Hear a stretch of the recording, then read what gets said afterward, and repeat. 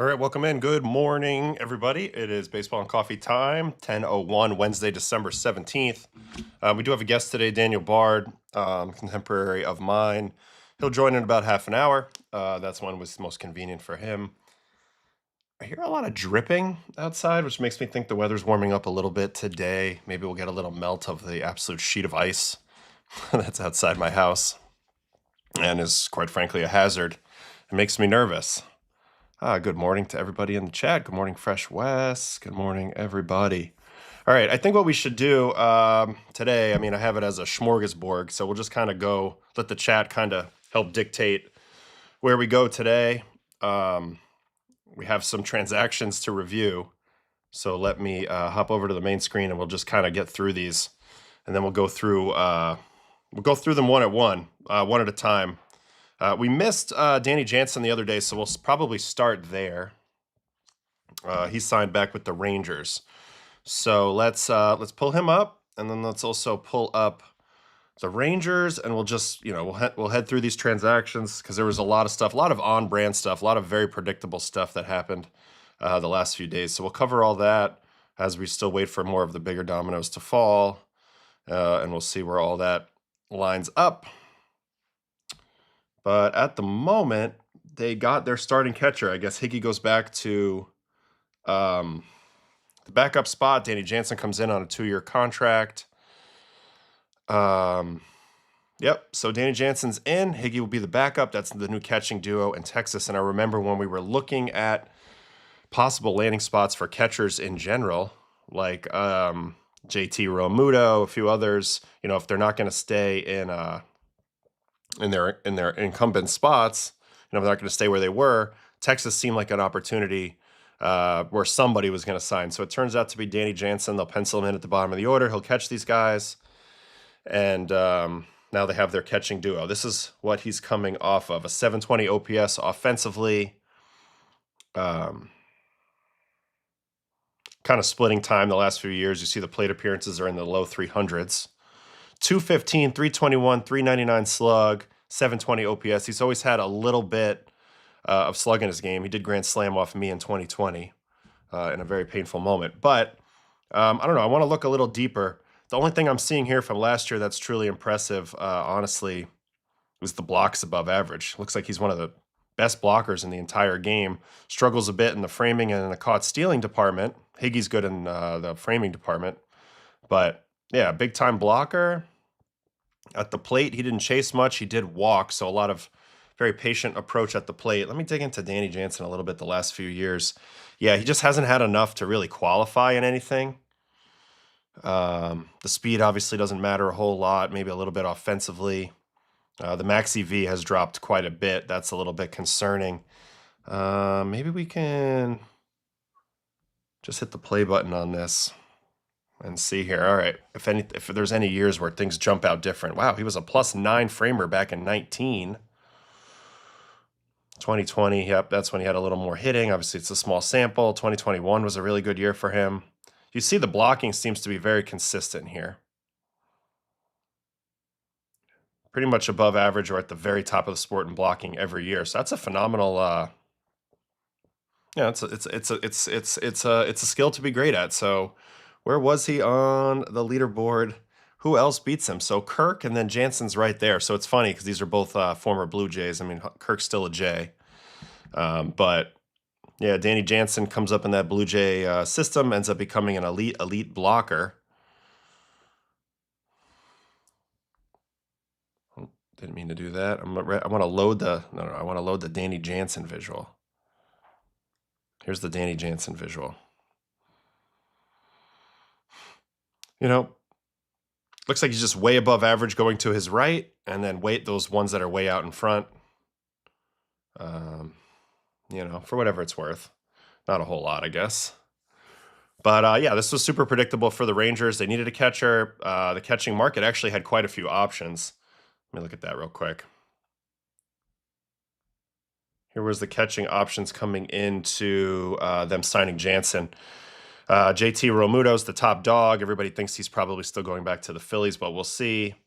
Caratini, Reese McGuire, Elias Diaz, who's more of a bat first. Vasquez might have been a fit here as well, but they end up going for the guy in the right age band. So Jansen was very desirable, I feel like, because he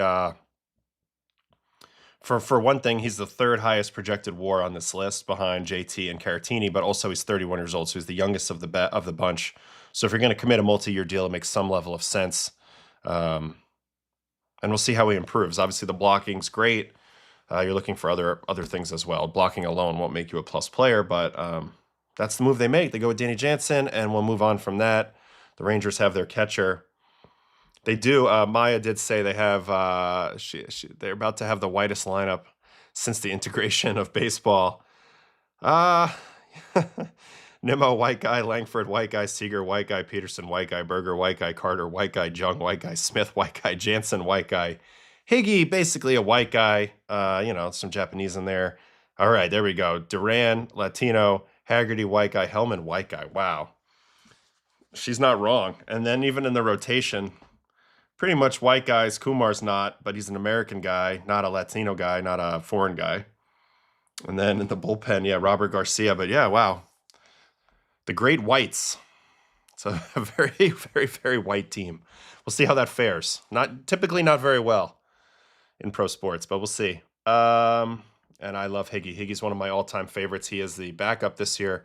Curious what the metrics are on Higgy right now. As you note, very quickly, he's always been good in the framing department, one of the better framers. He's actually not a one knee down guy. Very good at getting low in a squat. So that's kind of a unique ability from Higgy. One of the nicest humans ever. Really good at ambushing. He's got sneaky power. He knows his game. It's pull side fly balls, hitting some homers. 17 and 24. That's great when he was in the mid 700s. This is more typically where he's at. Not a great impactful hitter, but a guy that if you're not careful with, he'll whack you. So that's the catching duo, right on right, Higgy and Jansen, and we'll see how that goes for them. All right.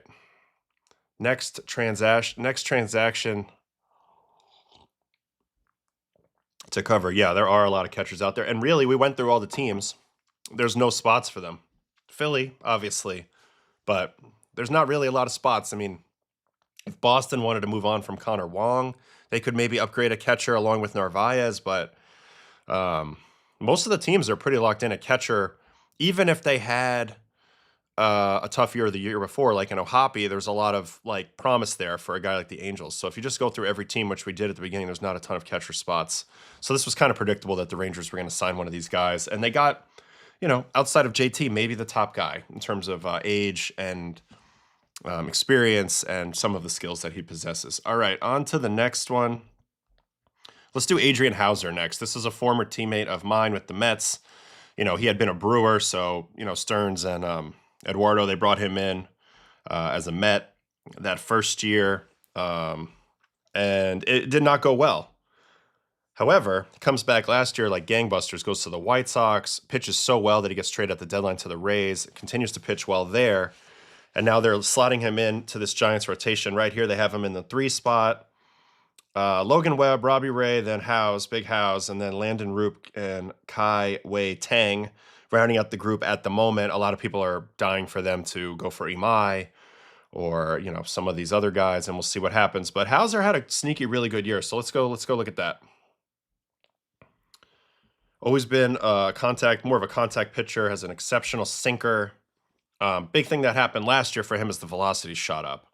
That was a big difference. All told, 21 starts with a 3.31, 8-5, 125 innings, 92 strikeouts, 1.28 whips. So even in a tremendous season for him, this is probably maybe the most dominant he's ever been.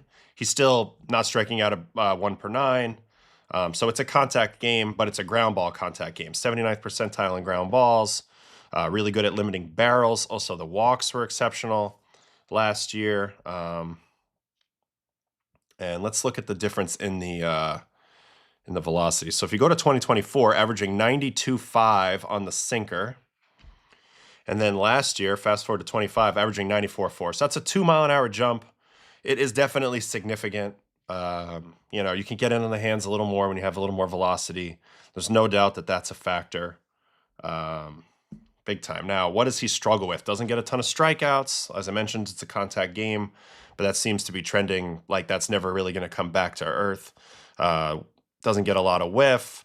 I don't worry about exit velo as much with the extreme ground ball pitchers because a lot of that is just hard grounders. That's literally playing into his game. But the big key for him going forward is evolution of his pitch shapes, maintaining his velocity, and maintaining this low walk rate. He can't pitch with a high walk rate. He doesn't have enough ability to get himself out of jams.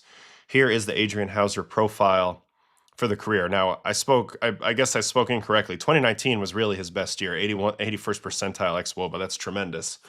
But where are the differences from 24 to 25 as he was trending, maybe not great, and now he's back up getting a 2-year deal with a contender, with a hopeful contender. Fastball velocity was in the 30th percentile in 24, and now it's back above average, 54th percentile. So I did this in my career. I kind of started to fade, and then I was able to get it back up for a little bit. The question is, how long can you maintain it?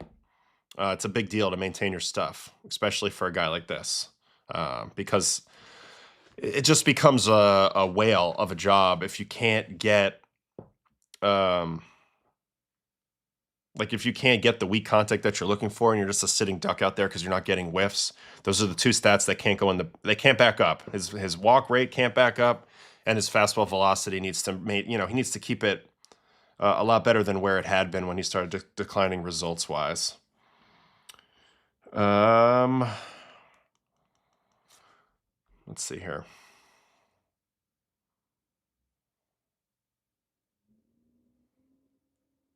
Did get that chase rate up pretty good.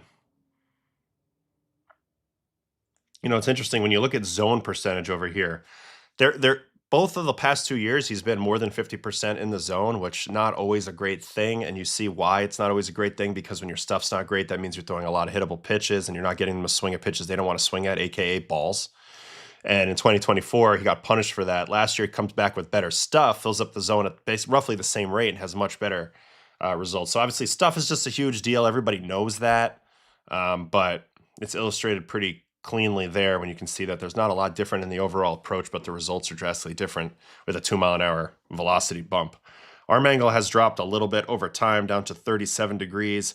I don't know. Typically, like a high slot with a plus sinker is better than a low slot with a plus sinker because it's more abnormal, but from the low slot, he might be able to develop some more shapes as we go. In terms of the pitch values last year, it really was driven by the fastballs, the sinker, and then a little bit of four-seam, which I like that he peppered in there. And curveball was pretty good. So let's just watch it. Interesting move by the Giants. Logan Webb is also a sinker baller, so they have 2 righty sinker ballers in the top 3 spots in their rotation right now. Robbie Ray splitting them in the middle as a lefty, and then Roop's the sinker guy as well. It's interesting because the Giants don't have necessarily a ballpark you worry about home runs in very much, so there's some fly ball style that can work there. But at the moment, 3 of their top 4 righties are primary sinker pitchers. So that's interesting to note. And we'll pay attention to what the Giants do from here on out, and if that's more of a trend or just they like this guy, as a one-off. So happy for Hauser. He did really bounce back huge last year, pitched really well, gets himself signed up with as Victoria says, a very hopeful contender in the Giants. And as Maya notes, the Mets are never wrong, just early. For what it's worth, I felt really bad for House at times in that 24 season because he had stretches where he pitched a lot better, but it was like the big game kept finding him. Let's see, 24 game logs. There was one in particular that was a backbreaker. Where was that? Because it was bad early. Then he kind of righted the ship here for a little bit in the bullpen. Yeah, 2 innings scoreless, 2 1/3 scoreless, 2 2/3 scoreless, 2 innings, 1 run. And then this is where the back got broken, these 2 outings. One at Pittsburgh and one in Colorado. And then he just kind of couldn't stop the bleeding. And he wasn't comfortable in the bullpen. He's much more of a starter. And that kind of... this is the other game I was thinking about, was this game at Cleveland. I felt like he had just gotten a back into the rotation. He had thrown pretty good for a minute, and then, I don't know, maybe I'm squinting too hard, but I don't know. It just didn't go well, and I'm glad he bounced back. Hauser, Bundy, and Green. Who else has puked on the mound? I think Chris Perez. There's been another couple. I'd be curious if anybody in the chat knows the answer to that. Definitely been a few pukers throughout the years. All right, so that's House. Giants pick up another starter. Back to the rumors. Back to the Rangers. Chris Martin, who everybody thought was retiring, says not so fast. I'm not retiring. Pretty sure C-Mart lives in Dallas anyway, so this was a perfect fit. This was actually, if he was going to play, this was a very predictable outcome. He of the insane walk rate. This is his calling card as a player, is the very low walk rate. I'm going to show you that in a minute. So another good year. He's always good for right around this amount of games, 45 to 55. He's not really a huge usage type of reliever, always comes down with some sort of injuries. But while he's out there, he just never beats himself. 2.98, 49 games, 42 innings, 43 punchies, 1.20 whip. And I'm going to go show you something real quick that's, different. Walk percentage. I know we don't have every year, but this is where he's been for a while. 100th percentile in walk percentages. Just absolutely refuses to walk you. Let me go through the years. We'll just go backwards. So 24, 1.7% walk rate. That's a joke. Last year he had a 4% walk rate, which is also a joke. 23rd, 4%, 23, 4% walk rate. 22, 2.2% walk rate. 21, 2.8% walk rate. 2020, 4.5, 2019, 2.3, 2018, 2.8. I mean, look, if I could have done this, I go to the Hall of Fame. But I had no shot of ever doing this. It's incredible that he throws this many strikes. Now, part of it is his pitch mix.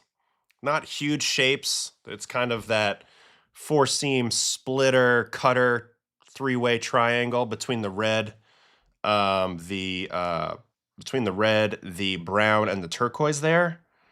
But I think that's why he throws so many strikes, and I think that's also why he is not like a huge, massive strikeout pitcher. It's not like he's missing a lot of barrels, but he goes right at you, and for the most part, he gets the job done. Like I said, he never beats himself. So Rangers get Salty Vet back in the pen. He'll be in the setup mix. They also signed Splenda, Alexis Diaz, Sugar's brother, who is more of a reclamation project. The guy that was a closer, has some really good components to his game. But he also is a candidate for the 4 before 3, right? Where you can just kind of stand there and hope for 4 balls before 3 strikes. They also signed Todd Alexander, a.k.a. Todd, a.k.a. pitches with no underwear on, from what I've heard.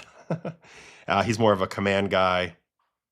So they're, and Dom Hamill, former Met. So they're going to churn, and they're looking for, they've been ripping payroll away from this bullpen for a while. 2 years ago, they had Kirby Yates and David Robertson, and they've gone away from that model since then, and they've gone a lot cheaper. Hitting pretty well last year with guys like Armstrong. And Robert Garcia was a savvy trade that they did for Nathaniel Lowe a couple years ago. So, I don't know, Chris Young going with a known quantity here, and Chris Martin adding him to the bullpen. It's crazy because he's 39.5 with only 8.133 years of service time. So, he's going to have to pitch 2 more years to get his tenure, or at least 1 and change, which is crazy for a 40-year-old man. I don't think he'll do it. But good pickup because you know what this guy is. Very high floor. Very high floor. So I like that. And he was part of a team that did a really, really good job on the pitching side of things last year. All right, so before we hop into the next one here, let me look in the chat here for a moment.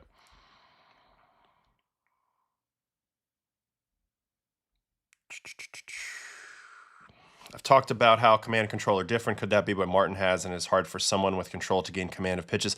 I actually think he has both, but control is the main thing that we're talking about. Just general ability to throw strikes and not walk guys. He's top of the scale at that. I think he has more command than, obviously he knows how to work in, out, up, down. Like that's part of command. I just think his stuff package, it's a little run of the mill. He's got some velocity, always still has velocity, 95.2 at last check here as a 40-year-old, which is still tremendous. I mean, this is one of the reasons like I didn't play anymore. But I don't know, it's kind of bland in terms of shapes, I would say, overall. And so I guess that's kind of what I'm talking about, more so than lack of of command. I think he has a little bit of both, just not exceptional shapeage. When did Don Hamill become a Ranger? I feel like he's bounced a little bit now. Dom Hamill, funny story, very outgoing type of guy in spring training, like as a rookie, trying to go change, like thinking he's in charge of the music and a lot of stuff, rubbed some people the wrong way. But ultimately, I thought it was all organic and authentic. I thought he was just like a gregarious guy who wanted to vibe out in the weight room and didn't understand the hierarchy yet or whatever. Did get up with the Mets a little bit. Don't think he pitched much, maybe once or twice, but it's interesting. Him and Mike Vassell, who are two of the guys who are Mets prospects pitching on the pitching side of things when I got in the organization, are way out of there by now. So things have turned over quick. They really do.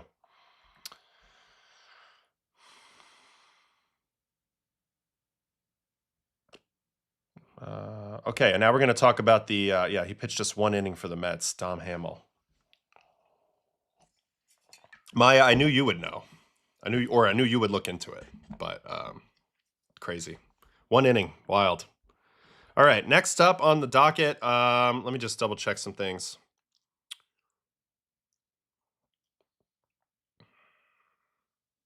All right. Well, I want to do these guys that the Angels just signed, because they this is honestly, this is what Perry has done every year, is just throw a bunch of 1-year deals at relief pitchers and try to hit on them. And most of the time it's gone wrong. This time he signs up not only Jordan Romano, former Blue Jay, former Philly now, but also Drew Pomeranz, who actually had a sneaky really good year with the Cubs last year. So that's the deal. They throw these 1-year deals at people that they want to be in the major leagues. They want to get opportunity, and Perry's always willing to do the 1-year thing. That's true. Kenley did do well there this last year, but this is kind of their strategy. Some of their developed relief pitchers have gotten hurt or have gone on to other teams.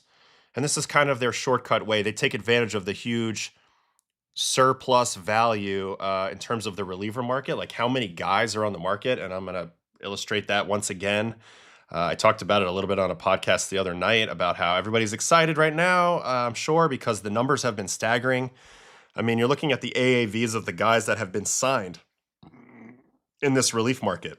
21 for Sugar, 15 for Suarez, 7.25 for Phil Maton, 15 for Devin Williams, 9.5 for Kyle Finnegan, 10 for Pagan, which blows my mind, 16 for Iglesias, even Hobie Milner, who's 35 years old and he's a complete, matchup guy, almost $4 million. Gregory Soto, 7.75.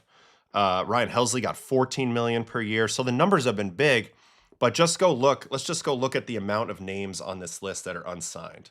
This is just one page. Here's page 2. And then here's page 3. Page 3 is not as big. Jay Cousins, who's been hurt. But literally, I mean, there's so many names. I know Jason Foley, we have to go over in a minute too. Just so many names, and it's going to get grim really fast for most of these guys. So again, the Angels look at that huge group and they say, okay, who can we kind of pluck out of this group that we like? And they've gone with 2 guys. They've gone with Drew Pomeranz, former teammate of mine with the Rockies, who has a very interesting story we'll get into in a moment. And then the second one was Jordan Romano, who, to put it mildly, it went pretty south with the Phillies last year. In terms of results, I mean, hard to do worse than an 8.23 in 49 games.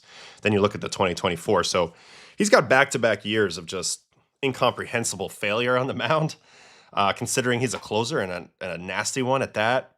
So he's going to look to regain his value out there in Southern California, hopefully get himself into a setup role and maybe even a closing role if he gets it back. But man, I don't know what's up with Jordan Romano. 95.5 on the fastball. Where was it in 23? 96.7. So we got a little bit of fastball decline action. Yeah, a little bit. Last year, no doubt that's part of it. Also lost a lot of spin, which is interesting. That's weird. Extension still huge. Whiff rate. Well, we don't have any info from this year, so let's see what this year looked like a little bit more. Whiff rate was still good. K rate was still good. Walk rate actually not bad. He just got hit, huh? Maybe a little bit fluky. Maybe he's a little better than these numbers. I mean, definitely he's a lot better than an 8.23. There's no way that was his expected ERA, right? What was his xERA this year? It's actually a 3.99. Look at that disparity, 8.2 to a 3.99. That's probably the most unlucky in the league, according to Baseball Savant, from ERA, xERA to ERA delta there. So maybe there's a little more under the tank than you'd like. Let me go look at his stuff numbers. Now I'm like really getting curious about Jordan Romano. I remember Jordan Romano, first of all, close buddy of Sean Reed Foley's, who was a guy that I played with. They came up together with the Jays. Everybody's seen the videos of him looking like an absolute psycho on the mound, and I kind of like it. I like my closers to be psychos. Okay, stuff plus over the years. You see the big decline the last 2 years. So at one point, 2021, he was 121 stuff plus, according to this model. And then the last 2 years, barely over league average. Both pitches, over league average, but barely. So it's always fascinating when a guy who dominates with just pure stuff all of a sudden doesn't have that stuff and now has to learn how to pitch. And I think he's going through that transition. This is a make or break year for him. He either figures it out now or people will stop believing in him, and then they'll have to go from there. There's a question in here about the sticky stuff. I'm not detecting any necessarily sticky stuff here on the spin, because he still had really good spin in 22 and 23, and the crackdown came in 21. Maybe there was a slight adjustment down, but like a slight adjustment down in fastball spin, but I think it might just be a sign of a little bit of decline in like grip strength or something like that. So I'm not ready to make any statements about him being like a sticky guy or not being a sticky guy. But I don't know. It's not a big gamble because it's not a lot of money, but there is some upside here. So that's what Perry Manassian is thinking as he dives into these two guys, Pomeranz and Jordan Romano. And obviously they need Robert Stevenson to give him a little bit more. I mean, they paid him $11 million a year, 3-year deal off the strength of a good month and a half with the Rays a few years ago. So, I mean, sometimes good luck trying to figure out the strategy with the Angels. Good luck. But this has definitely been a part of it the last few years. We've seen them sign 5 or 6 relievers at a time. They've also gone for some of the reclamations to only the clouds. Comment here, Manoah is another one that they brought in as a reclamation.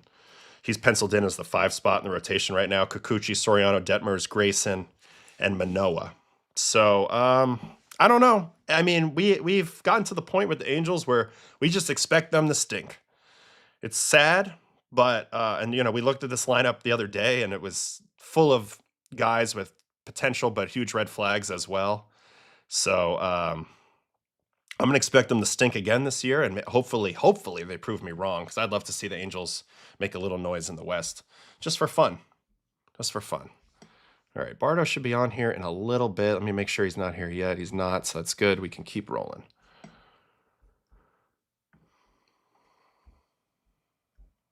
All right, back to the chat.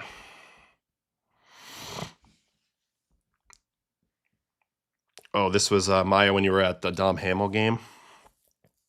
Gotcha. So 1 game, that's crazy. And that's the thing about this reliever crew that we were just looking through. There's like most of those guys have had 1 good year, like at least. So the ability's in there, but consistency is the hardest thing in the big leagues. Tom Glavine said it, and I think he's right. It's not about being good, it's about staying good, which is easier said than done, obviously.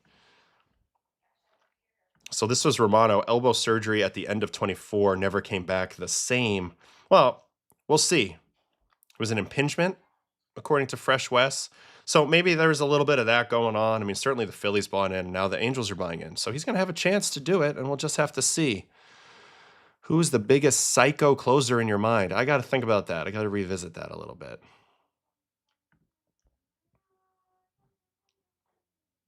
Phillies seem to think the league had something on him last season, maybe with tipping. I could see that, but hard to ignore that it never got corrected the whole year, as Danos states in here. Uncle Ted says Danny Coulomb is the best reliever left. I don't know. I think Luke Weaver.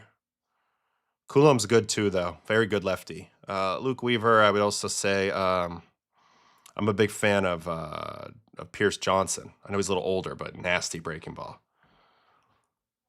Oh, yeah, and then there's Fairbanks as well. I'm pretty sure this is going to happen. Perry's on a 1-year deal. Manager's on a 1-year deal. I think this is got the lockout looming. I think this is just a one-off Angel season. And we'll see if they're a whole new organization after this. We'll just have to see. Don't know how this will play out. All right, let me check here. Nope, no sign of Bardo yet. Let me get my headphones ready, though, for when he pops out. All right, let's do Hassan Kim. Real quick before Bardo pops in. I'll wait for him to pop on. So let's look at Hassan Kim for a second. This was another obvious one. The Braves, to me, I didn't know if it was going to be Hassan Kim or not, but it was obvious what they needed. And it's funny, AA always works in silence and thoughtless, but it was clear as day looking at their lineup. I mean, I know they traded for Dubon. They want him to be more of the super utility. They weren't going to play him every day at short.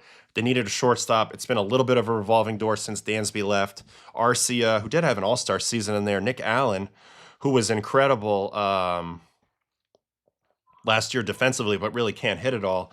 Now they have Hassan Kim, who they only got a little bit of action with him last year. Hold on. Oh, yeah, he is in there.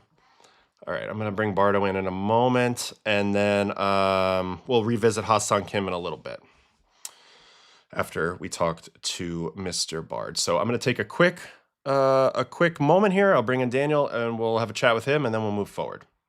All right, so bear with me for a second.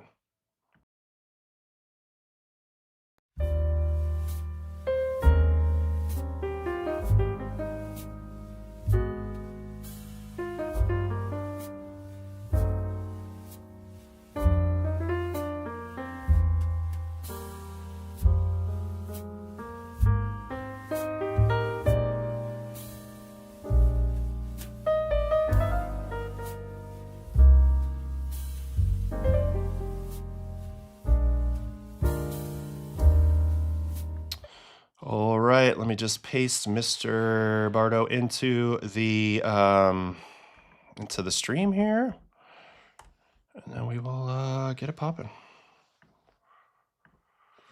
There he is. Headphones aren't working. No headphones are not working? They're not doing the trick today. It's okay because Can you hear okay? Yeah, you're great. You're perfect. I had Kike on here a couple weeks ago, and he had his AirPods in, and they kept making like a frog noise every time he would go to talk, and it like ruined the whole interview. As great as it was, I couldn't make anything out of it, the audio file, because it was jacked up. So I think we're in a good spot. All right. Might be a little echoey in here, but as long as you can understand it. Yeah, it's all good. All good. So, well, first of all, thanks for joining. I appreciate it. And thanks for having me. Good to see you. Yeah, it's great to see you.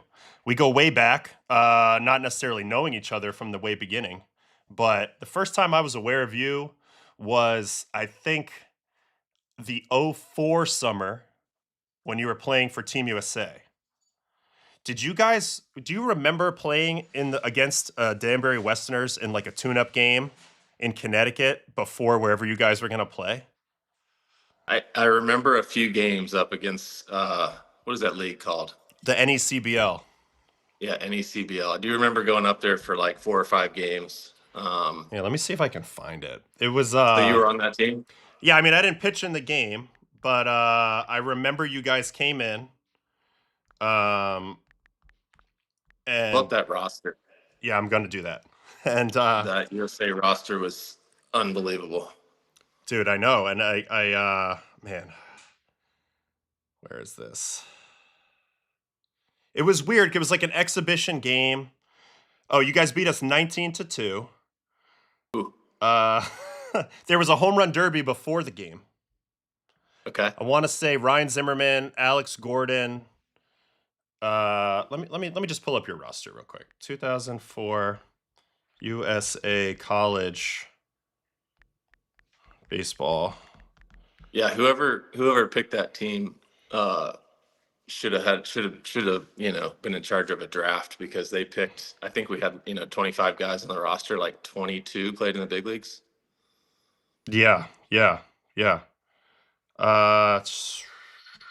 Roster. God. Kobe Ellsbury got cut from that team. Jacoby Ellsbury got cut from that team? Did not make the team, and then was in Here the it big is. leagues 2 years later. Here it is. Because I remember, I mean, I never got invited to the trials or any of that. Like, obviously, this was like the holy grail for me was like, obviously, just playing in the Cape. But the USA thing was like kind of out of reach. But you look at this team, because I remember, I mean, I was a big Baseball America guy. I was reading about all the prospects, all the rankings. And all of a sudden, these dudes are just in front of me. I mean, you, Jeff Clement, who was like the third overall pick, Travis Buck went to the big leagues. Joey Devine, Alex Gordon, Hochevar was the first overall pick of our draft. Ian Kennedy, Jed Lowry, John Mayberry Jr. was huge. Pelfrey, Drew Stubbs, Ricky Romero, Tulo, Ryan Zimmerman. That's a joke. That's like Yeah, actually crazy. pretty cool. I barely made the team. I was coming off of my freshman year, and we did the tryout. I want to say the trials were at NC State, and I think I pitched pretty well, but I just saw the people that were there, and I was like, yeah, I'm gonna go play summer ball. I think I had a spot on a Cape League team, and I was like, I'm probably gonna end up at the Cape, but this is a cool experience. And I ended up pitching really well in the trial, and then I was pissed I wasn't a starter. They put me in the bullpen, and I thought I should have been starting, but Did that have anything to you do know, with why you went to the Cape the next year? Or what was the reasoning for you switching over to Cape I League the next year? I didn't have well. It was that summer with USA was kind of brutal from like a travel perspective. Yeah. We played a couple games in North Carolina, and then we went and played you guys up in New England. So that's a flight to New England for like 5 days or whatever. I think flew back to North Carolina, a couple more practices. Then we flew to Japan for 5 exhibition games against their team. So we were there like 10 days, played 5 games. Um, I think we went 0-5. They beat us 5 times In Japan? in Japan. We were so jet lagged. Like I just remember like this is before smartphones and stuff. 2004. I had a little, you know, electronic camera, whatever we had at that time, and I took a bunch of pictures. And I don't know what happened to them. Like I don't have any of them. It's really unfortunate. They were probably they're on some old computer that didn't make it. This was even like Did pre-Facebook, you guys so play in like like the Tokyo Dome? Like, how did that work? no, we played on like college, and they were all outdoor fields, mostly like all dirt infields. And so we played there for 5 games, got our butts kicked, flew back to the US. I want to say to California, maybe played exhibition or two and did some practices in California. And then a week later, flew back to Taiwan. So like jet lag's like an understatement. Yeah, we're like switching 12-hour time zones, 12 hours worth of time zones every week. And then we went over to Taiwan to play, and like that was like our big tournament. And we ended up winning that. So, and beat Japan to win it. But honestly, the whole thing's kind of a blur. And I remember getting home after it was done. We had like 2 weeks till school started, and I was just like dead, like so jet lagged, burnout. I didn't pitch that well, so I didn't have much of a role on the team. And I was like, my dad played in the Cape League back in the '80s, and he always talked uh, really fondly of it. And I was like, yeah, you need to do it. Like you'd have a blast. And I'm like, I'm doing it. I had a ton of family up there too in Massachusetts, so it kind of felt like a second home in a way. I thought it was cool. I mean, you got to kind of do both, but almost in like the reverse order that most people do it. Like they maybe go play like in a summer league one year and then they get, selected for USA the next year. And I think a lot of times in a draft year, a lot of if you already are considered pretty good, a lot of people would advise you to like just stay with USA. There's not as much of a sample size for anything to knock Yeah. you down. Like if you go to the Cape and you get exposed as like not being good, that could like really hurt you. But Right. I thought maybe for me at least, like I needed to be in the Cape because I needed to show myself versus better competition, if that makes sense. But I was curious always how that kind of worked, kind of the reverse action of USA first, Cape second. And then on top of that, a lot of your Carolina teammates were with Chatham. the year that we were there, Yeah. and you were with Wareham. How did that kind of work out? Because typically colleges have like kind of pipelines to one Cape team or another. Do you remember anything about that? Yeah, UNC always sent a lot of guys. Probably 8 or 9 guys would go up there, so they kind of had to spread us out. Um, so yeah, I got stuck with. I had like 3 college teammates on the Wareham team with me. I think 2 got kicked off the team, so we were down to 2 after that. But We had one. We had Chad that Flack. We had Chad Flack yeah, on great Harwich. player. Great player, yeah. Yep. But then I know Um, Wareham. It was like Robert Woodard was there. Andrew Miller was over there. A few guys were there. Chatham. Yeah. So you guys had a ton of guys represented. Yeah, that was the other reason I wanted to do the Cape because those guys came back after playing their freshman year and had all these stories to tell, on and off the field. And I was like, I want to do that. That sounds fun. And it Yeah. was. Yeah. It was great. That was awesome. We actually had a ton of pitching that summer up in the Cape. I was just looking at it because, like, I was trying to find a box score because me and you did pitch against each other one game in Wareham, but I couldn't find it. But just like Okay. some of the names that were on here, like guys that went to the big leagues, like David Huff, Brad Lincoln, Jared Hughes, George Contos, Andrew Miller, Wade LeBlanc, Kevin Mulvey were all big leaguers. Not to mention some of the like it was kind of like Lincecum was there. He was on my team. Brooks Brown. It was just one of those things where it was just like one of those years for pitching up there. It was kind of a It was unbelievable. special little group for sure, for sure. Yeah, I loved it because I'm probably like you. I was Baseball America, read it cover to cover every time it came out, starting probably in high school. Yeah, Mostly looking for my name, hoping I made some list somewhere, and I usually didn't. But I knew all those names, and like it was cool to see guys like Linscomb, um, like all the guys who are like projected first or rounders like for the next Brandon year. Like, Morrow was another one, right? yeah, oh Yeah, yeah, and getting a front row seat. I remember Linscomb came in to close the game out against us, and you're basically playing on high school fields, and I like took a bucket over and sat like basically at the backstop behind a little L screen where the coaches would normally sit. I was like, I want a front row seat to this. And he was pumping like upper 90s with curveball that dropped 4 feet, which somehow he didn't really use in the big leagues. But back then, that was like his best pitch. And yeah, it didn't disappoint. I tell people a lot that I actually think his peak was prior to being in pro ball. Like he literally like his velocity was higher. He was like to your From a point. stuff perspective, yeah. Yeah, he was like upper 90s. He didn't really have that changeup yet, but he did have that big curveball, and the fastball was just like it was like nothing nobody had ever really seen because of the extension and the size and stuff like that. So it was just unique for sure. Yeah. I mean, and the whatever his release point was different than anybody else that hitters would see. So Yeah, he had a lot of things working in his favor. But it was just cool to see that velocity come out of such a small frame. yeah, it was crazy. He actually got hit in the head with a line drive that year at the beginning of the season, and then he had to go like on a My buddy concussion. Aaron Bates. Aaron Bates, yeah, yeah, Bates, that's my boy. He uh yeah, hitting coach for the Dodgers now. He's that's like his claim to fame. Hit yeah, Linscomb in the head, knocked him out. dude, dude, he had like concussion syndrome for like a week or two, and then when he came back, he wasn't built up anymore, so they moved him to the bullpen, and then it just went to a whole nother level. He's pitching, 3 outs at a time, striking literally everybody out. It was Yeah, yeah. something, yeah. 2 an inning, maybe more than 2 an inning.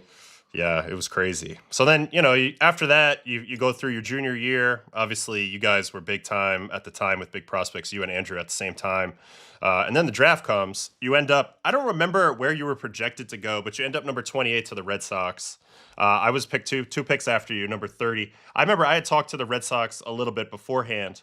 I kind of knew they were going to draft this guy, Jason Place. I remember I was at a draft workout where he was hitting every ball like onto Lansdowne Street. And I was like, oh, there's no way they're not drafting this guy. I don't think he made it out of A ball, but I just remembered the infatuation with him at the time.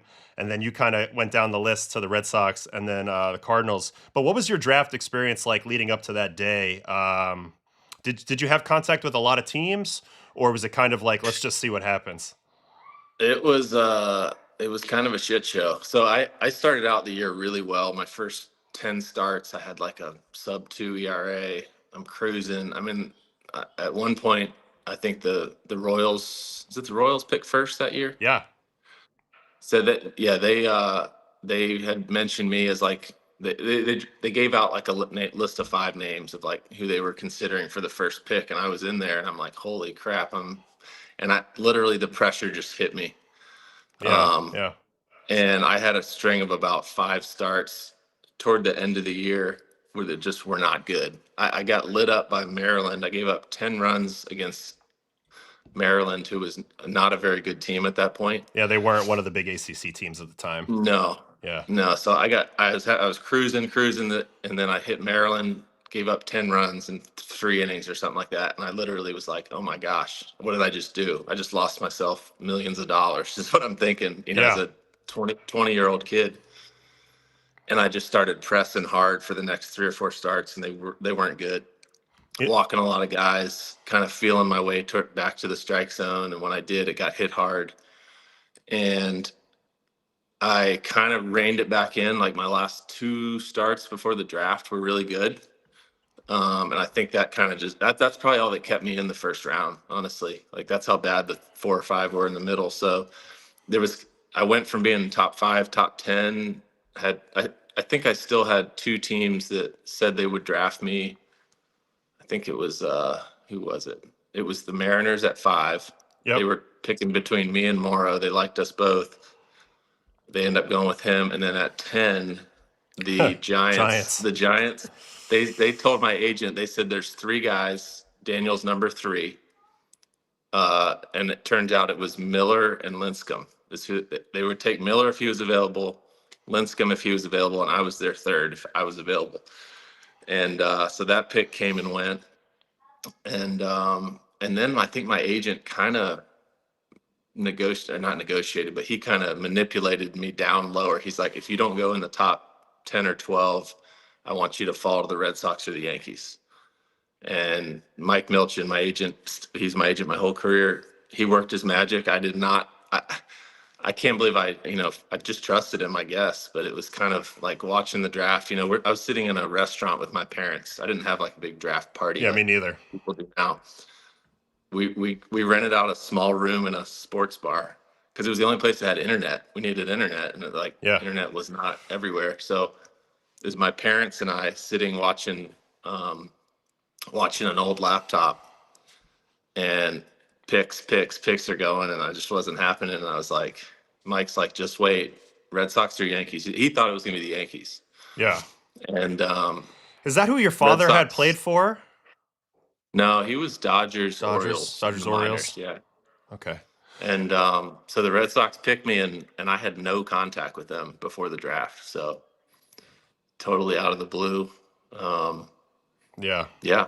Draft's crazy. I mean, it's so crazy. You're getting talked about. It's the first pick, 5th pick, end up going 28. I mean, it was a pretty loaded draft. It's pretty wild that that Lincecum and Scherzer in particular didn't get picked a little higher. Looking back at it now, Scherzer for sure. Yeah. yeah, people were worried about like his durability, and now he's throwing like 4,000 innings. So it's kind of Oh funny. my gosh.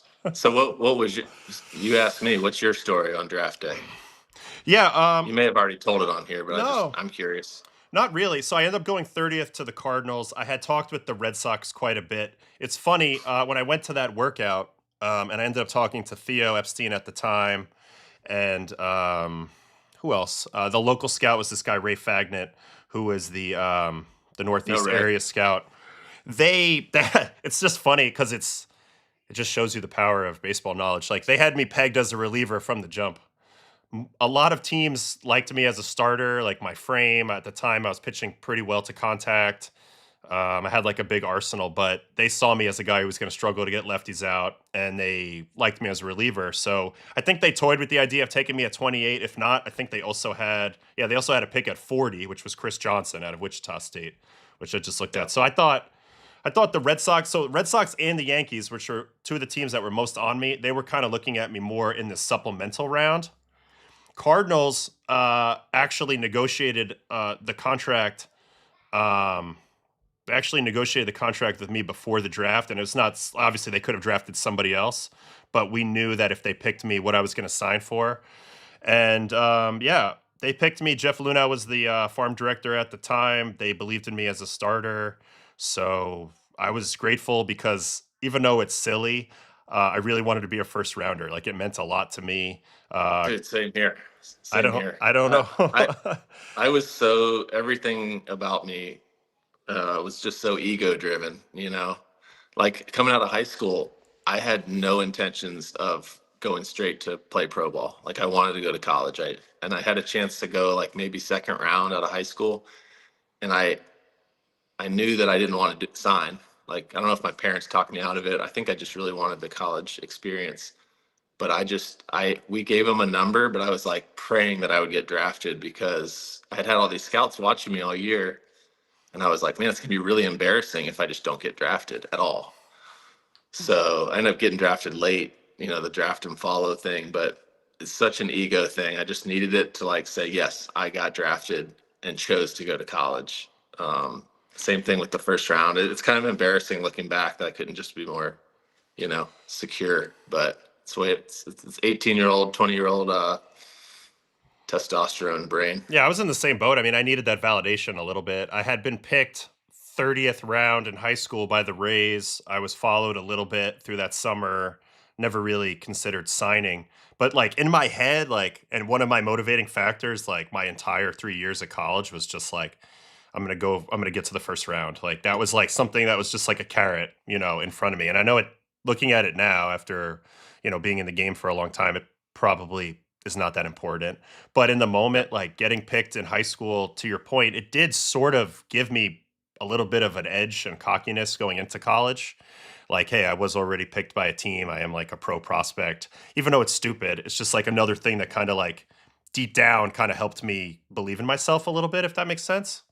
Yeah, I remember the when you show up on campus and your freshman class is there, and it's like, what round you get drafted? What round you get? It's so dumb, but it's kind of where you start your pecking order when you show up to like a college team. We have a comment in the chat. Who throws 100 without an ego, though? And it's true. You probably can't. You probably couldn't be a 100-mile-an-hour guy or a guy like that if you don't buy into your own stuff a little bit. You know what I mean? Like there's Well, probably I a think it's an interesting question, but I think it's like, you know, I think the way I looked at it was like I throw really hard, but I got to prove that I'm actually good and that I have value because like throwing hard is cool, but it doesn't get outs, automatically.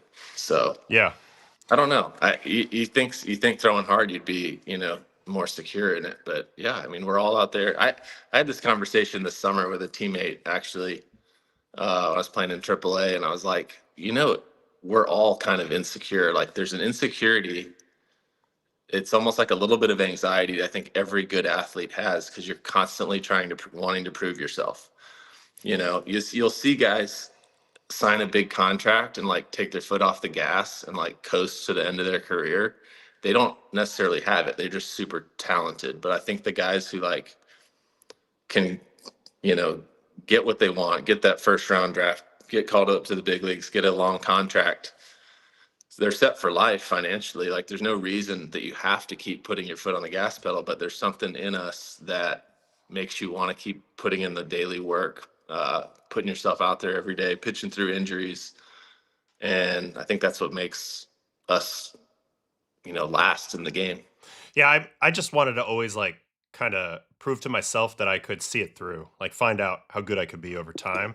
Because eventually, I think at the beginning I was motivated a little bit by maybe some of the external factors, I don't want to call it jealousy, but envy, looking at other guys, saying, I want to compete with those guys. But then over time, like you start learning about competing with yourself, basically. And then that's kind of where I channeled that competitiveness the last, I don't know, 7, 8 years, where it's just like, how good can I get? How much better can I get today? And just like falling in love with that process. But it was probably externally driven at the beginning, which is a funny thing to admit now. Yeah, I mean, I feel like I'm 40. We're 40 now. We can admit that we weren't, didn't have it all together at 24 or whatever. So, Yeah. It is funny though, thinking back on you though, like there's always been this debate always of like who throws the easiest gas. And you were like one of the initial answers for this question always for me. It was like, oh, it's Daniel Bard. It looks like he's not even trying and he's throwing 100. I'm sure you were trying. There's a lot more effort in there, probably than I perceive watching it. But growing up, obviously, you threw very hard at a young age, probably younger than a lot of other people. You were noted for your velocity from a pretty young age, so obviously some of it came naturally. What was that process of discovering that you were a hard thrower like, and what are some of the things that you think about have going through that process when you were a younger player? Yeah, no, I appreciate that, but it definitely wasn't. I started throwing hard maybe my senior year of high school is when it kind of really jumped up. Um, I remember sitting at a my dad took me to a high school game when I was in like eighth grade. Local high school, it was like a playoff game or something, and I watched a right fielder for the team there. Threw a ball from like the warning track, then threw a guy out at third base, and I was just in awe. I was like, that's the best throw. I don't know how anyone could ever do that. And my dad looks at me and he's like, you'll do that easily in 2 to 3 years. And I was like, no way. And my dad, like he played some pro ball, he's a catcher, knows the game. He's like, your arm action's cleaner. You're just waiting to grow. And I didn't really believe him. And then sure enough, like 3 years later as a junior, I'm touching 91 or 92, and I think he just saw that my arm was worked really clean. I was super long back then. I was always long, but I was even longer in high school, which I had to clean up. But I guess knowing like what we know now about biomechanics, I just sequenced well. Like I got a lot of stretch out of my Yeah, it torso. looks like your hip And shoulder separation or whatever was just always like super easy to access. Looking at it yeah, now. Yeah. yeah, I'm not like a hyper mobile guy, but I think I have good stretch through pec, and then like thoracic mobility is really good just naturally. I mean, I had to work at it as I got older, but I think as a young kid I could just kind of get deep and create that stretch across my torso and then use it as like a whip. It was never I got more into the weight training and stuff probably after I was like 30, and I got a lot stronger. But and I think that's what allowed me to throw hard Yeah. late or into my later 30s. But I think early on I wasn't that strong. I was just more like Gumby and kind of just used my leverage well. Yeah, no, it's funny because when we were younger, there was no roadmap for it. Like it was all just like, oh, like get stronger, long toss more, you know, uh Good, have good genetics. right, have good genetics. Like there wasn't like it was all just we were stabbing in the dark a little bit when it comes to, mechanics, and now everybody's like training for velocity and it's just a whole different world really, whereas I think when we were younger, it was so much trial and error involved, and then obviously it was looked at as something that couldn't necessarily be taught. And we know now that you can definitely level up your velocity now with the proper training. So it's just a totally different world that we're in, and in a way, teams are even drafting kind of in a backwards manner now, where they used to go for like the big stuff guys, like you mentioned. You mentioned the Mariners were looking at you and Brandon Morrow in the fifth spot. It's like two extremely hard throwers, big strikeout guys in college, probably a little bit more raw in terms of like totally like being complete pitchers yet. But they were looking to draft the talent first and then develop the other stuff second.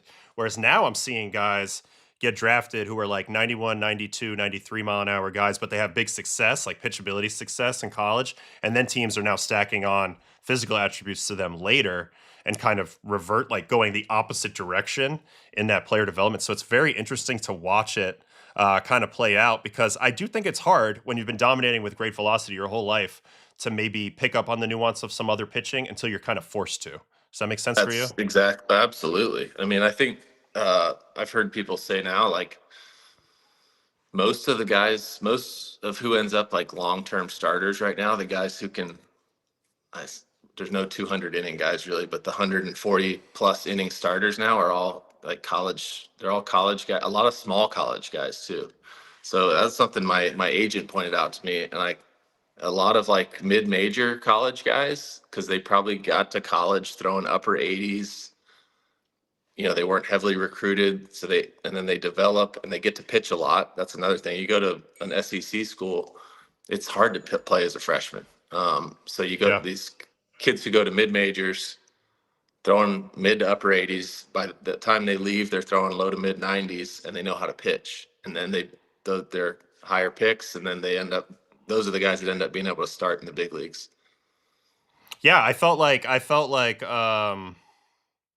like even for me, in my college choice, a big factor was being worried that I wouldn't get a lot of playing time as a freshman. So like going to a mid major, to your point, like getting playing time, getting reps, working on getting outs and competing, and then like slowly then the physical parts started coming. So for me, it was actually sort of a reverse, but like kind of ahead of pro ball. Like I was the guy who had pitchability, but maybe not the velocity yet. Like I was a tall, skinny thing with no strength yet, and then over because I'm a little bit of a different type of mover than I'd say you are.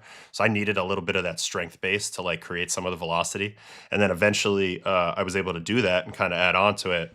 But I think it's an interesting conundrum. I remember like when like the Rockies drafted Riley Pint, he was like a 100-mile-an-hour high school guy, and it was like, how are we going to develop him? And I think it can be challenging when a guy has had nothing to really work on because he's just blowing doors with fastballs. So it's Right. an interesting kind of reverse way of going about it. Well, the Um, Rockies, I don't think they nailed that one. no, there were some other options that year. I remember looking through No, the I list. didn't mean the pick. I meant how they tried to develop him. I No, it didn't think go great. No, went awry pretty quick. Riley's a great kid. I great got to know him kid. Yeah, pretty well, he is. and he got to Um, the big leagues, which is super cool. and he did. He got up He there. did. He came back. Like he had stopped for a bit, right, and then came back to play.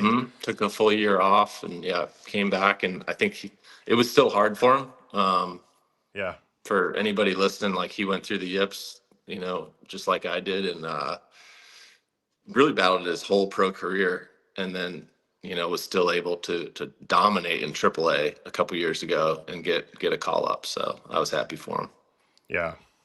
So you mentioned the yips. I'm not going to bring them up too much because obviously a lot of people go through them. I had like semi yips at time and catch play. For me, it was always like I had a hard time if I wasn't stepping on it. Like if I wasn't throwing it kind of as hard as I could. At times, I would get a little in between, and I would get a little aimy with my hand, and all of a sudden, my perception of space kind of was screwed up. And obviously, you went through all of that 100 to 1,000 times worse than I ever did. You came out on the other side and you were able to put up this year 57 games for the Rockies and 22 with a 179. I mean, that's crazy at Coors Field. 60 innings, only 3.7 walks that year, striking out guys, getting ground balls, literally got MVP votes this year. And I remember talking to you going And take into, that away from me. no, you can't. That's I don't beautiful. know. I don't know how that happened, but when it happened, someone goes, "Hey, whether it was someone clicked the wrong box or what," but he said that's on your baseball reference page forever.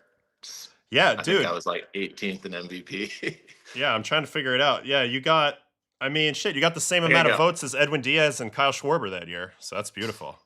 Well, granted, the team I was on, it just says most valuable player on your team, right? I guess it's in the league, but yeah.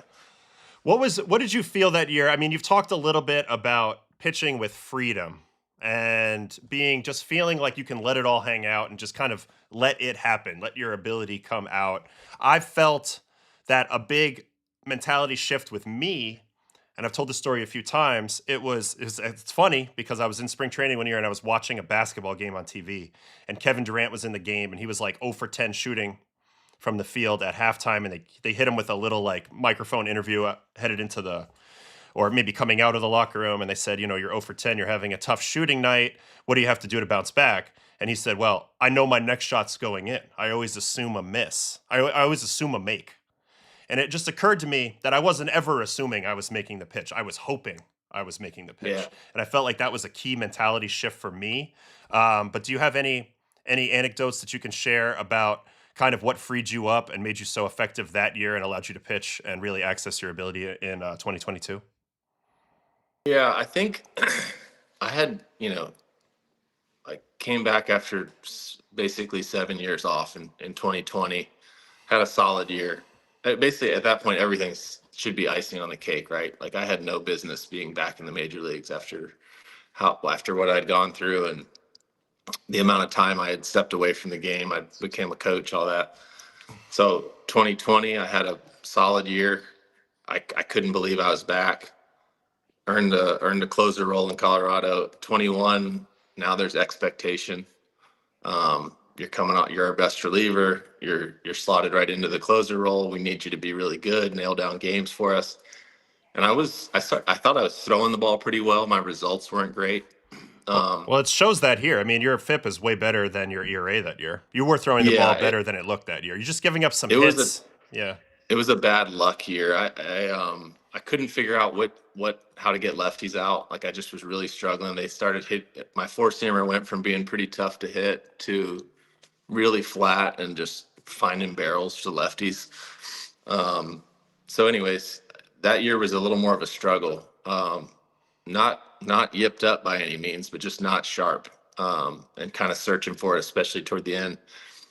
And so I went into at that point. I'm like, okay, maybe this whole comeback thing is kind of over. Hopefully they Rockies bring me back, but if not, might have to sign a minor league deal somewhere and try to get back, which I was willing to do. But they ended up bringing me back for like my last year of arbitration at 36 years old, 37, and it was a really good number. It's more money than I ever thought I would make, just even in the arbitration system. So I'm like, oh my gosh, they brought me back. They still believe in me. Who cares how this? Not who cares. I should say, you know, I'm set now. You I'm felt like good. it was My house family. money at that point in a way? Yeah, I was like, my family's good. I'm like, now I'm gonna go have fun again. Because I had a lot of fun in 2020. 21, the pressure hit me again. It was just like, man, this game can be really frustrating at times. And then when they brought me back and showed confidence in me, I think it was like, okay, I provided for my family. Let's just go have fun and compete my ass off and see what happens. And so I think I went into that year a little more willing to make some changes too. Which my main change I think was I just threw a lot more sinkers and I raised my slot a little bit on the sinker to try to get more depth. This is like I was learning this on the fly. You were This was trying all new to to me. create a better angle. Sure. Yep. So I threw a bullpen with a college pitching coach. I'm not sure where he is now, but he said, I was like, I need to fix my fastball. He's like, what's wrong with your fastball? I'm like, it gets hammered by lefties. And he was like, well, what are you trying to do with it? I was like, trying to go like low slot four seamers and try to get it up, above the barrel. And he's like, well, throw me a few of those. So I threw a few of those. And he's like, show me your sinker. I threw a few sinkers. He goes, can you do the opposite with your sinker? Can you climb your slot a few inches and still get sink and run? And I was like, yeah, like I've always been able to have the ball sink and run because I'm such a supinator. So ball just never comes out of my hand with backspin. So I raise my slot, I throw a couple sinkers. He goes, that's your best fastball. He goes, I would keep the four seamer. He said, but that's what you need to throw. Like 90% of your fastball should be sinkers from as high a slot as is comfortable. He's like, don't climb so much that you're losing velo or you're changing your delivery. But like, if you can creep up 3 or 4 inches, throw the shit out of your sinker. That's going to be your best fastball. And I kind of had nothing to lose because my fastball got hit so hard the year before. So went into spring training and was like, the first few sinkers I threw to lefties, I remember like I'd let it go and you kind of are like, okay, because the whole previous year, like fastball down the middle to a lefty is getting hammered. So I'd let it go, sinker, and I'd like plug my ears waiting for the boom, and then they would hit a chopper to second base. Yeah. And I was like, oh, that was cool. And then I do it again, chopper to first base. And I'm like, these are fastballs like mid thigh down the middle, but I'm doing the high slot sinker thing. And I was like, oh my gosh, they can't hit it. They're not hitting it hard. These aren't even well executed, painted down and away fastballs or anything. These are just down the middle, and the shape of the pitch is getting the out for me. So you know how it is. Like when you find a pitch that feels you can throw with confidence, like I'm going to throw this down the middle and they might hit it, but it's not going to get hit hard. Your confidence goes through the roof. I mean, it just opens up. You're not afraid to fall behind. You get 2-0. You're like, okay, here's the sinker down the middle. Boom, 2-0 ground ball.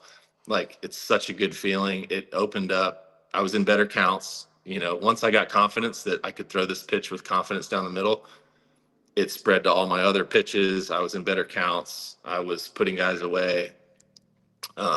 And then your delivery, your body kind of smooths out, and then that's when the velo climbs a little bit because everything's just super loose and whippy, and yeah, just kind of carried that momentum through the year. Yeah, you're not pitching as guarded anymore because you're not worried as much about the contact. I think sometimes people don't realize the relationship between the type of stuff you feel like you have and your ability to attack the zone.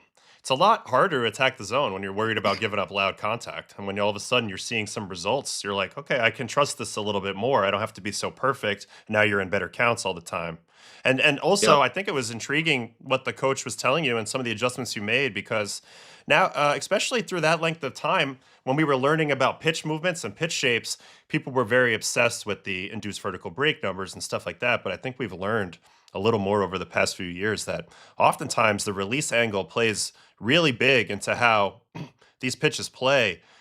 High slot with sink and downward angle is a different visual than if that ball comes out a little more flat out of your hand and you're relying on the seams to move that pitch.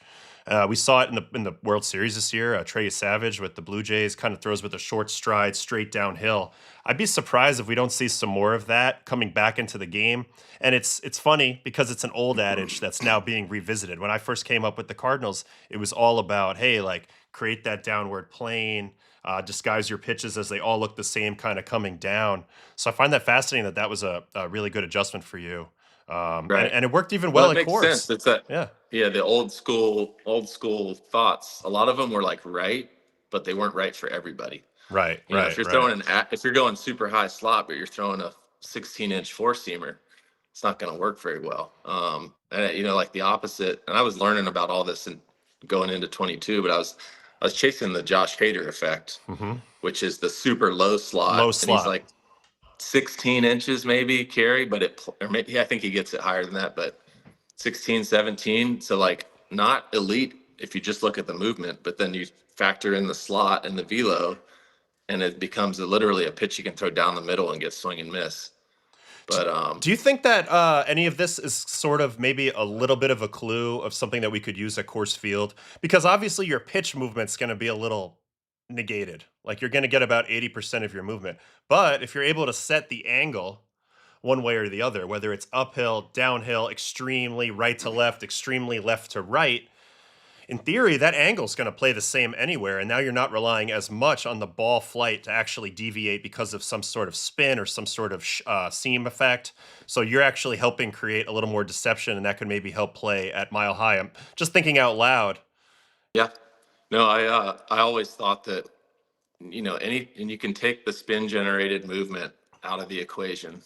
It helps, you know, it's going to help at course because you're obviously going to lose so much. So I think like I had really good numbers at course for the whole time I was there, and I think it's just because I would lose horizontal on sinker and slider cutter, Yep. but I wasn't. So to me, my horizontal movement was kind of like icing on the cake. I didn't need it to get outs. It would help for a little bit of swing and miss, but I could sacrifice 3 inches of sinker or cut and still get an out because I'm playing more with depth and change of speed.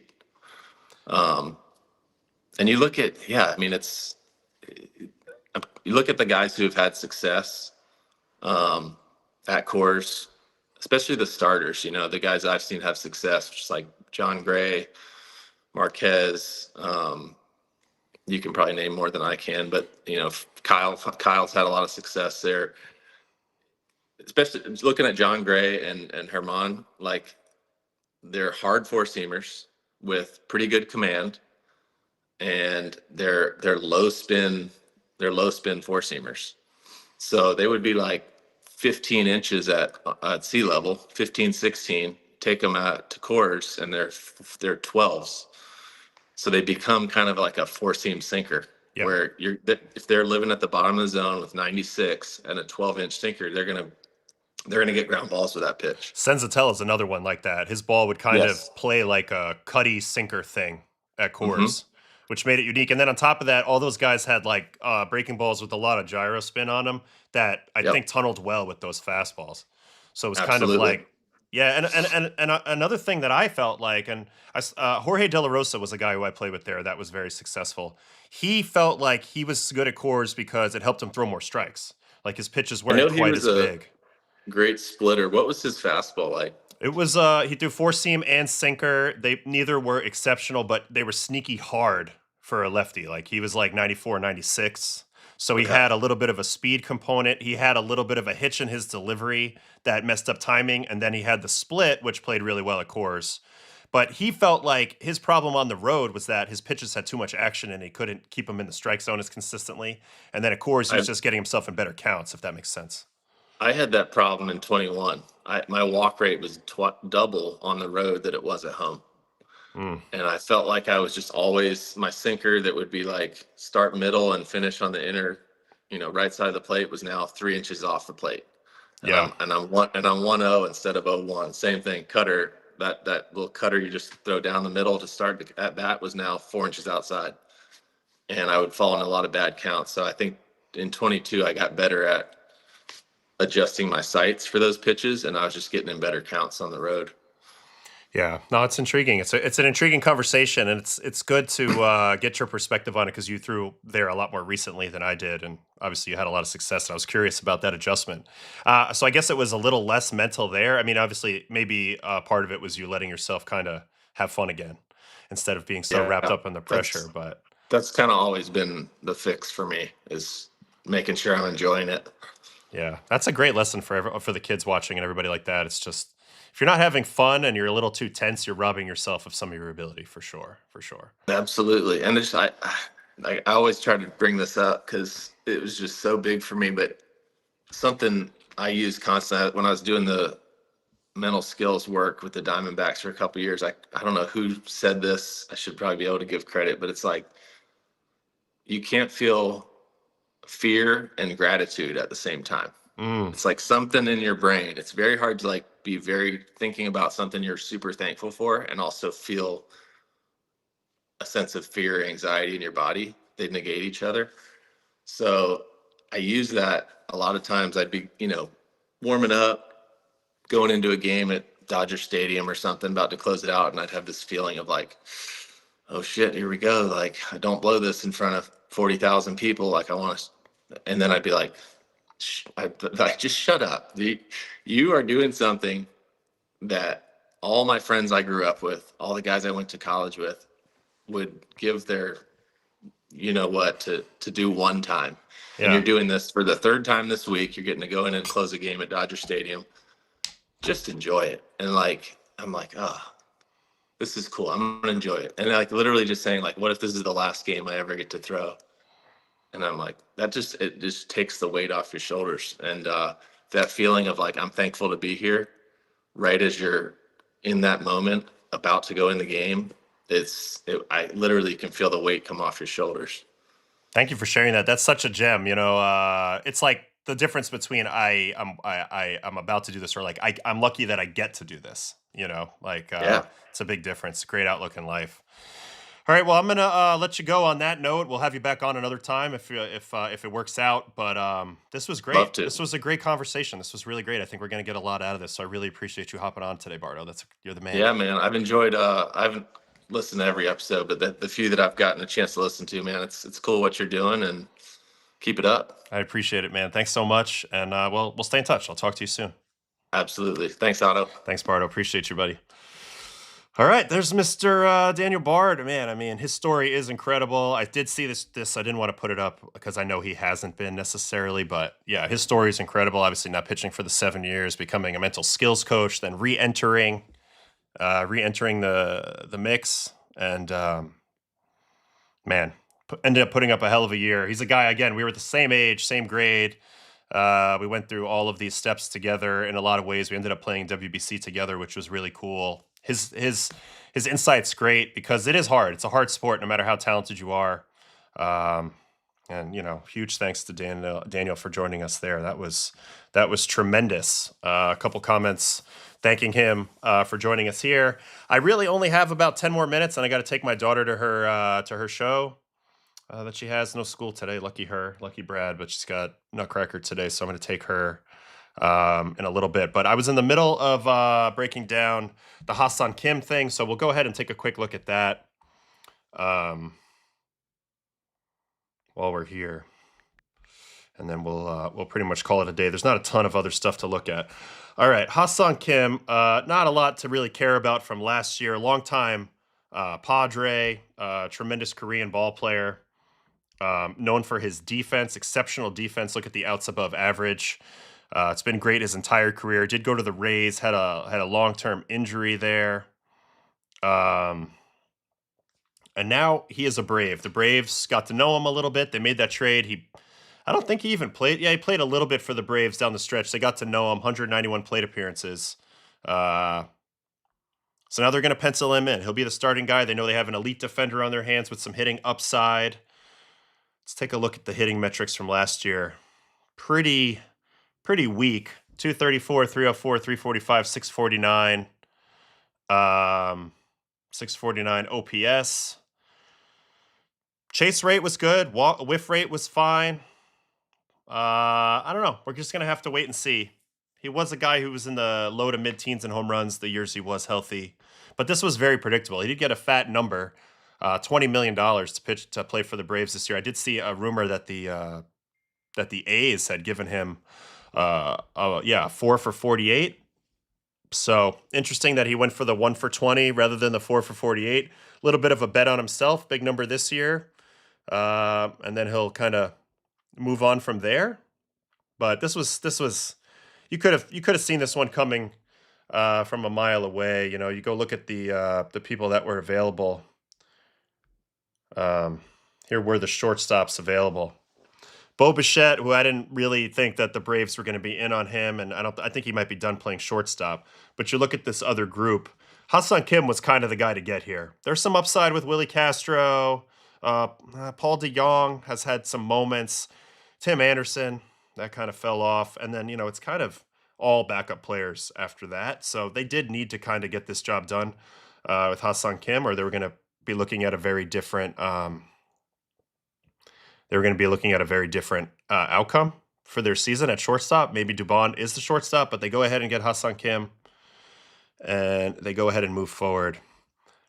I'm curious at Ha-Seong Kim, just looking at his reference. He's a 15.3 WAR for his career. He did average 5 WAR in 22 and 23. Then 24 was kind of his drop-off. So they're looking for a bounce back. He's not old. He'll play this year as age 30 season, so that's encouraging. And we'll see how it plans out. Braves, you got to like their lineup right now overall. I like what they've done this offseason.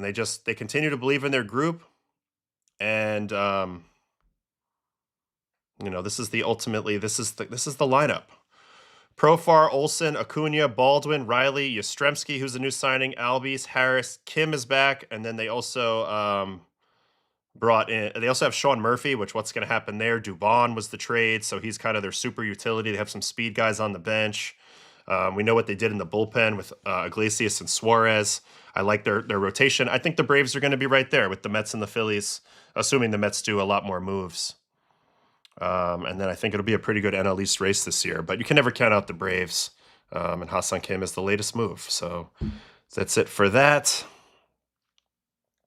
All right, let's go here for the chat for a second, as I only have a few minutes left. Thank you. Best of luck. This is her. She's in the Lincoln Center Nutcracker, the main one. So this is like show number 15. She's a soldier this year. Angel last year, trying to work her way up, try to get that Marie spot. We'll see. But yeah, she has no school today because of that. So good for her. Baseball first rounder comes up throwing 100 for Sox. Yips retires to be a coach. Mysterious college coach uses old school wisdom to unlock a pitch. It is kind of a movie. He is kind of a movie, but just shows you supreme talent, great head on his shoulders, was able to fight through it and, break through. Whose contract amount has surprised me so far this offseason?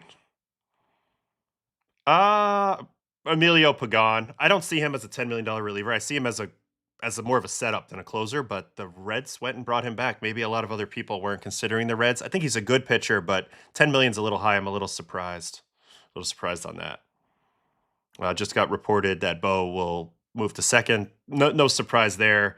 You look at the Bo Bichette profile on defense, first percentile, outs above average. Great hitter, no doubt. But the defense has certainly been interesting to watch over the past few years. He did have a little burst in effectiveness in 24, but that's a smaller sample, and it's come with the lower rate of speed. So it's a physical decline, which is weird and a little sketchy considering his age. Even the bat speeds declined a lot. It's just that at the end of the day, he's an incredible contact hitter. His hit tool is that good, and that's what you're buying. So if you could play him at second, maybe feel a little better about that. And we'll see who ends up actually making that move. I keep expecting it to be the Jays, but it hasn't happened yet. Did I ever cross paths with Tyler Matzik? Of course. Tyler Matzik was our best starter on the Rockies in 2014 second half. And then I also played with him when I was on my Tommy John rehab when he was down in Modesto working his way back from the yips. Really happy for him. The way he came out on the other side of it, became a World Series hero. Great dude. Really, really good competitor. Similar to Bardo in a lot of ways. But he actually made it back even a little bit higher in that they won the World Series. And then he had some injuries, and he'll resurface again here pretty soon, I'm sure. But another very talented guy who dealt with the yips. You know, I've played with a number of guys. Ankiel, Daniel Bard, Matzik. So I've seen it, you know, and I think the pressure point that Daniel was talking about, when you allow that to become a reality in your head, that's when sometimes this stuff can sneak in on you. I've seen it, and I felt it a little bit myself. I never really felt like I fully yipped out, but I can relate a little bit at times. I'm not a knuckleball guy. I just don't have the right arm stroke for that. Gregory Soto, another one. Just because I'm not, I wouldn't. If I was him, if I was the team, that wouldn't have been my target for that price. I think he's still a valuable guy, being left-handed and stuff, but that wouldn't have been my target. Thilbar, Pomerantz, and Milner getting $4 million while Soto gets $8 is interesting. It just shows you stuff models. Velocity still matters. Age still matters in terms of some of these teams. I also think a lot of these teams, they don't watch the games. I don't think they watch the games. I think they're just spreadsheet watch. So that's my thesis on that. And that's part of the reason why we do the show, is because when the season's going, we watch baseball on this show. You know, we don't just stare at the stuff I stare at in the off season. We actually watch it. So it makes sense. All right. Is there any one more transaction maybe to quickly look at before I say goodbye? Because I got to say goodbye here in a second. No, I think that's it. We will hope for the best the next couple days. I don't have a guest for Friday because it's about to go into the, we're about to really get into the thick of the holidays, but we'll have a whole nother lineup of guests. We've had a good run here. I think we had 7 or 8 shows in a row with somebody coming on, and we'll do that again on the other side of Christmas. But for Friday, we'll do more transactions. Maybe that will be the day I'll attack the Hall of Fame ballot. I got to do a little thinking on that. But thanks for hanging with me today. This was fun. Thanks for Bardo. Really good insight there. Hopefully more people listen to that interview, because I thought that was solid. A lot of solid insight, especially towards the back end of that. Physical adjustments, mental adjustments, mentality stuff. So it's good stuff. That was really fun. And let me just answer this one real quick. You ever throw a couple wild tosses and have to be like, don't think about the yips, don't think about the yips? Kinda. There was one point in catch play, I just had a hard time until I was throwing full speed. So it was like I didn't want anybody walking behind my catch play partner because I was worried about hitting them and stuff. Eventually those went away when I became more confident and started expecting my pitches to go where they wanted. But when I was in the hoping stage, yeah, that's for sure. All right. Thanks a lot, guys. Have a great Wednesday, and I will see you guys on Friday. Yeah, that's it. All right. Adios. You guys are the best. And see you on Friday. Have a good one. Happy Hanukkah for everybody who celebrates night 4 tonight. And then we're getting closer and closer to Christmas as well. So have a good one. Adios.